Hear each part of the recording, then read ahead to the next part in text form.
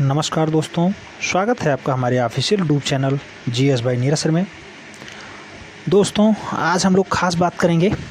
उत्तर प्रदेश में अभी हाल ही में 27 तारीख को 10वीं और 12वीं का रिजल्ट घोषित हुआ, जिसमें परीक्षा फल कुछ अजब तरीके से घोषित हुए हैं, जिनमें कुछ खूबियाँ हैं और जिसमें कुछ कमियाँ भी हैं।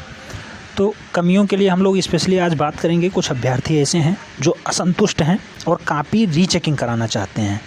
ठीक है, उनकी कापियों का मूल्यांकन अच्छे से नहीं हुआ है, तो उनके लिए खासकर ये वीडियो है। चाहे आप हाई स्कूल में हो या इंटर में, दोनों के लिए सेम है। आपको प्रोसेस बताते हैं कैसे आप रीचेकिंग करा सकते हैं और कैसे अपने नंबर बढ़वा सकते हैं। अगर चैनल के साथ पहली बार जुड़ रहे हैं तो चैनल को सब्सक्राइब कर लें, बेल आइकन को प्रेस कर लें, जिससे कि आपको नोटिफिकेशन टाइम से मिलती रहे और आप चैनल का भरपूर लाभ ले सकें। आइए स्टार्ट करते हैं। तो सबसे पहले आपको टाइप करना है upmsp.education.in। जो पहली लिंक खुल के आएगी उसी को आपको ओपन कर लेना है। जैसे उत्तर प्रदेश माध्यमिक शिक्षा परिषद, इसी को आपको ओपन करना है। ये उत्तर प्रदेश गवर्नमेंट की सरकारी वेबसाइट है, खुल के ओपन हो रही है।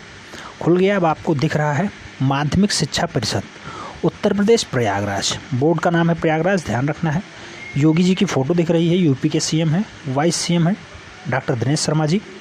उसके बाद दिखेगी श्रीमती गुलाब देवी, ये माननीय राज्य मंत्री हैं माध्यमिक शिक्षा परिषद की, और जो केंद्रीय मंत्री थे वो डॉक्टर दिनेश शर्मा जी थे। उसके बाद फिर दिखेगा श्रीमती आराधना शुक्ला, ये आईएएस हैं, अपर मुख्य सचिव हैं माध्यमिक शिक्षा परिषद की। ठीक है, यूपी के माध्यमिक शिक्षा परिषद की अपर मुख्य सचिव हैं। उसके बाद नाम दिख रहा है श्री विनय कुमार पांडे जी का, शिक्षा निर्देशक है माध्यमिक शिक्षा परिषद के। और लास्ट में दिख रहा है श्रीमती नीना श्रीवास्तव, ये सचिव है माध्यमिक शिक्षा परिषद की। जो मार्कशीट छपती है उस पर इन्हीं का सिग्नेचर होता है, सचिव का। ठीक है, इन लोगों का संदेश दिया गया है। माध्यमिक शिक्षा परिषद उत्तर प्रदेश प्रयागराज हाई स्कूल एवं इंटरमीडिएट स्तर की परीक्षाओं को संचालित करने वाली विश्व की एक सर्वोच्च संस्था है। इसमें निसंदेह ये सर्वोच्च संस्था है और विश्व की सर्वोच्च संस्था है, क्योंकि 2020 में जो टोटल अभ्यर्थी हैं यूपी गवर्नमेंट के थ्रू, वो लगभग 56 लाख कैंडिडेट्स थे। ठीक है, 56 लाख इतने परीक्षार्थियों ने लगभग परीक्षा दी है हाई स्कूल और इंटर में। अगर बात करते हैं इंटर की, तो लगभग 25,86,440 कैंडिडेट्स इस बार 12th में थे। 25,86,440। और अगर हाई स्कूल की हम लोग बात करते हैं तो 30,24,632 कैंडिडेट्स इस बार हाई स्कूल में थे।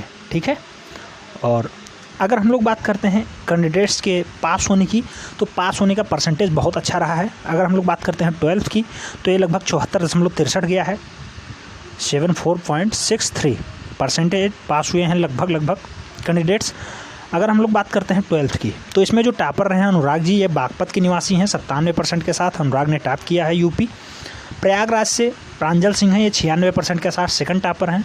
और औरैया ज़िले से हैं उत्कर्ष शुक्ला, ये 94.80% के साथ इंटरमीडिएट के थर्ड टॉपर हैं। ठीक है, लेकिन अगर हम लोग बात करते हैं हाई स्कूल की, तो हाई स्कूल के जो अपने टॉपर रहे हैं वो है रिया जैन, 96.67% के साथ रिया जैन ने यूपी को टॉप किया है हाई स्कूल लेवल पे।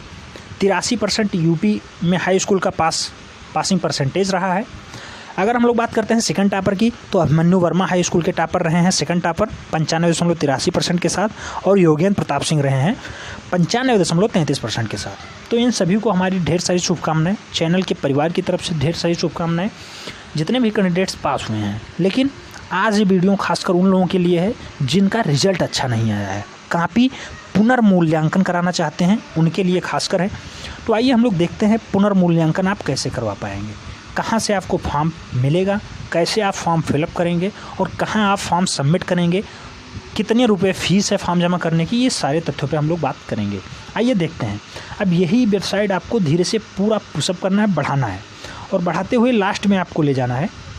सबसे लास्ट वाला पॉइंट निकलेगा, वहाँ पे आपको पूरा डिटेलिंग दिखाएगा क्या है और कैसे आप रीचेकिंग करा सकते हैं, उसका हम आपको पूरा डिटेलिंग से बता रहे हैं। जैसे आप लोग देख पा रहे हैं, विज्ञप्ति हाई स्कूल कंपार्टमेंट एवं इम्प्रूवमेंट परीक्षा 2019। अगर आप लोग इम्प्रूवमेंट का फॉर्म डाले थे या कोई स्पेशल एक सब्जेक्ट से कुछ किए थे, उसके लिए भी अलग है। और जो आप रीचेकिंग कराना चाहते हैं उसके लिए जो फ़ीस रखी गई है वो 256.50 रुपये ट्रेजरी चालान के माध्यम से रखी गई है। आपको ये बैंक से कटाना ही होगा, ठीक है। डीडी बनवानी पड़ेगी 256.50 रुपये की। अगर हम लोग बात करते हैं संनिरीक्षता हेतु आवेदन पत्र स्वीकार किए जाने की अंतिम तिथि जो मनाई गई थी वो 28 मई 2019, ये प्रीवियस डेट है। अगर लेटेस्ट डेट की हम लोग बात करते हैं तो उसके लिए आइए देखते हैं क्या है लेटेस्ट नोटिफिकेशन इसके लिए।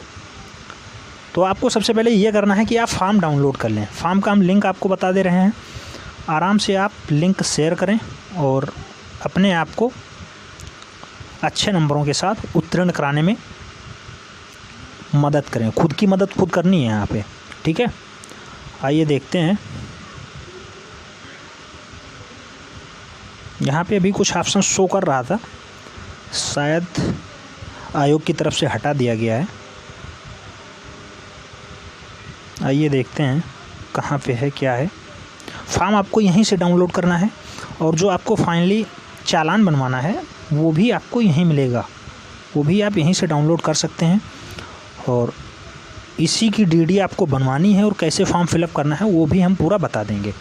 हालांकि इसमें 4 क्षेत्रीय कार्यालय हैं और क्षेत्रीय कार्यालय सबसे पहले फिलअप किए जाएंगे।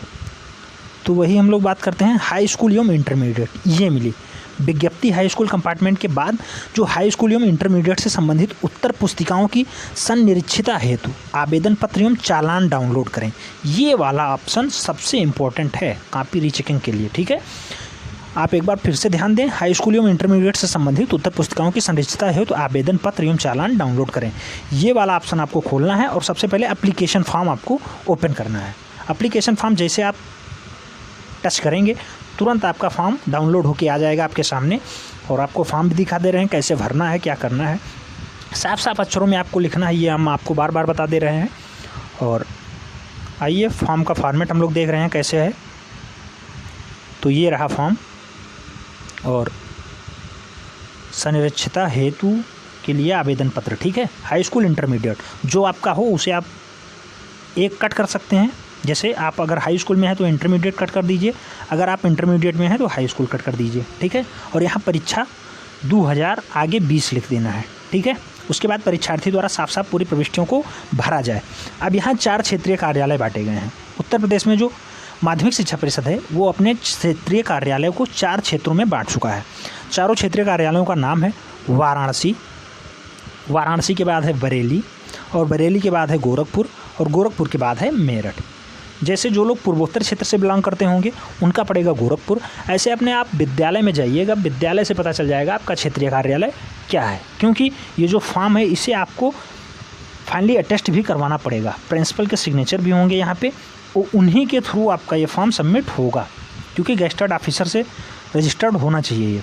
तो इसे आइए देखते हैं। जैसे आपका लिखा है सेवा में क्षेत्रीय सचिव माध्यमिक शिक्षा परिषद क्षेत्रीय कार्यालय। अब यहाँ अगर आप गोंडा, बहराइच, बलरामपुर, श्रावस्ती या अदर इसी बेल्ट के हैं तो आप यहाँ डाल सकते हैं गोरखपुर, क्योंकि इन लोगों का क्षेत्रीय कार्यालय गोरखपुर है, गोरखपुर हो गया। उसके बाद हाई स्कूल अथवा इंटर स्पष्ट रूप से अंकित करें। हिंदी में लिख देना है इंटर, ठीक है, इंटरमीडिएट। अब यहाँ परीक्षार्थी का या परीक्षा का नाम यहाँ लिखना है आपको इंटर और अनुक्रमांक यहाँ लिख देना है आपको हिंदी में।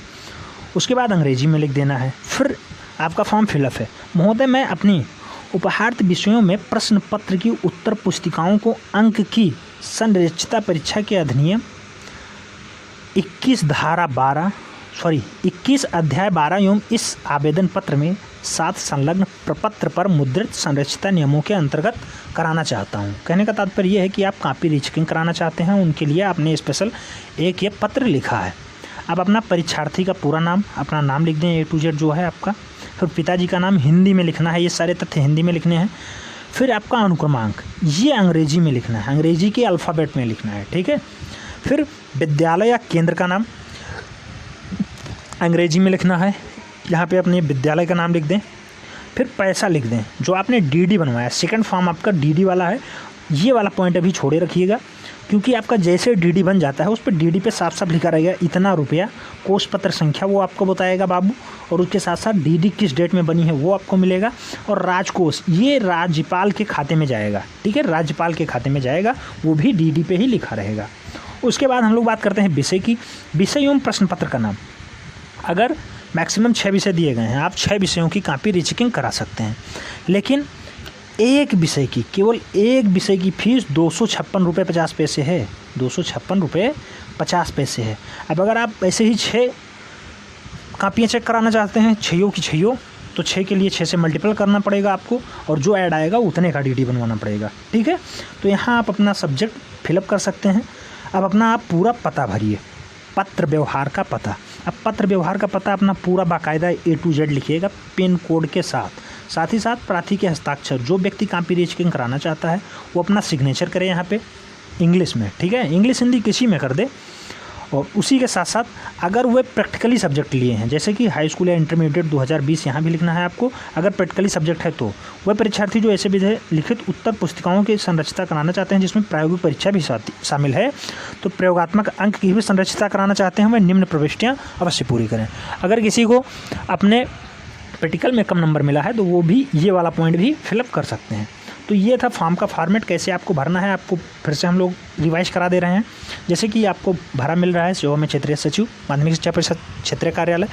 अब यहाँ पे आपको क्षेत्रीय कार्यालय डाल देना है। 4 क्षेत्रीय कार्यालय हैं। क्षेत्रीय कार्यालय के बारे में आपको कॉलेज से जानकारी मिलेगी, किस क्षेत्रीय कार्यालय में आपका पढ़ रहा है स्कूल। ठीक है, क्षेत्रीय कार्यालय लिख दीजिएगा। फिर हाई स्कूल यहाँ पे या इंटरमीडिएट जिसमें है आप, परीक्षा का नाम लिख देना है यहाँ पे।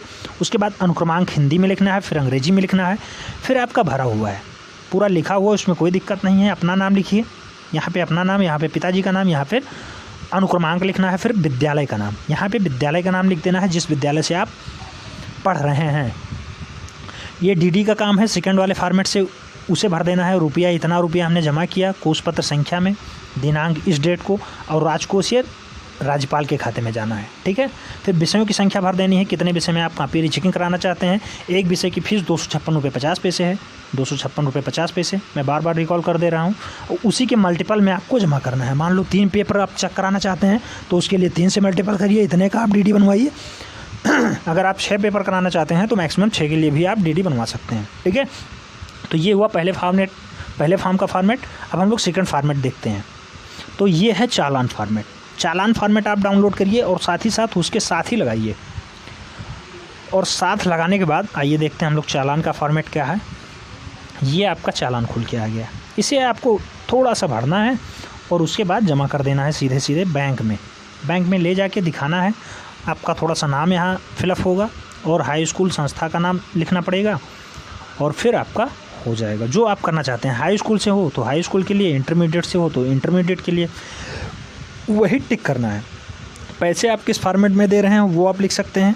जैसे कि मान लो आपने 1 का किया तो 256 रुपये 50 पैसे पहले शब्दों में लिखिए, उसके बाद अंकों में लिखना है, फिर अपना सिग्नेचर भी बनाना है। ध्यान रखना है ये आपका डीडी बनेगा और SBI से बनता है। SBI state bank of India Bharat सरकार का उपक्रम है, इसी बैंक से आपका डीडी जमा होगा। ध्यान रखना है इस फॉर्म को, और साथ ही साथ जो पहला वाला फॉर्म है, जो आपने पहला फॉर्म फिलअप किया, इन दोनों फॉर्म को साथ में लगाना है। और आपका जो फाइनली मार्कशीट आएगा या जो आपने रिज़ल्ट अभी डाउनलोड किया है जिसमें आपको कमियां लग रही हैं, वो रिज़ल्ट भी आपको साथ में लगाना है। और उस रिज़ल्ट के साथ साथ एक डॉक्यूमेंट्स आपको लगाना है, जैसे कि आधार कार्ड हो गया या फिर पैन कार्ड हो गया, या फिर आधार कार्ड हो गया या पैन कार्ड हो गया या फिर वोटर ID कार्ड हो गया। इनमें से किसी एक का फ़ोटो कापी लगा दीजिए।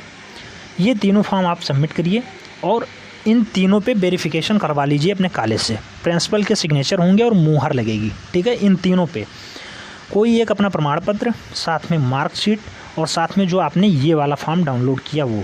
ठीक है, इन तीनों को फिलअप करके और लगाना है फाइनली आपको अटेस्ट करा के। उसके बाद आप एक लिफाफा लीजिए, नॉर्मली लिफाफा लीजिए और लिफाफे को ले करके स्पीड पोस्ट द्वारा नहीं, उसमें लिखा रहेगा किस डाक से, लेकिन साधारण डाक से ज़्यादातर डिमांड होता है।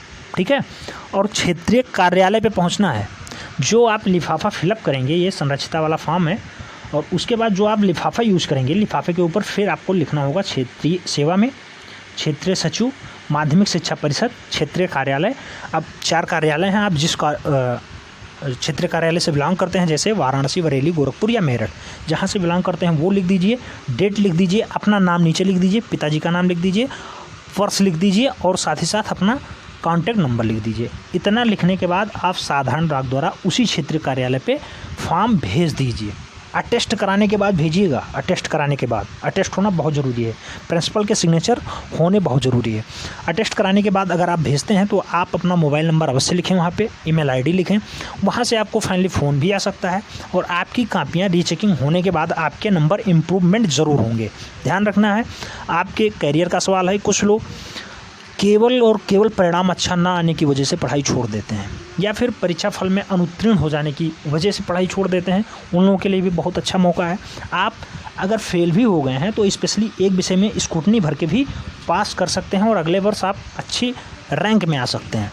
ठीक है, तो उन लोगों के लिए स्पेशली ये है वीडियो, जो लोग हाई स्कूल या इंटरमीडिएट, खासकर यूपी बोर्ड के लिए कापी रीचेकिंग कराना चाहते हैं उनके लिए। ठीक है, तो ये वीडियो आपको कैसा लगा कमेंट के माध्यम से ज़रूर बताएं। अगर किसी स्पेशल टॉपिक पे वीडियो चाहिए तो भी आप कमेंट के माध्यम से लिख सकते हैं, उस पर विचार किया जाएगा। अगर इसमें कोई त्रुटि लग रही है तो भी आप लिख सकते हैं, उस पर विचार किया जाएगा। हालांकि अगर आपको कोई दिक्कत हो रही है फॉर्म भरने में तो आप सीधा ईमेल करें niraj991@gmail.com। ठीक है, आप इस मेल पे भी मेल कर सकते हैं, उस पर भी आपको पूरा निदान किया जाएगा। आज के लिए इतना ही, धन्यवाद।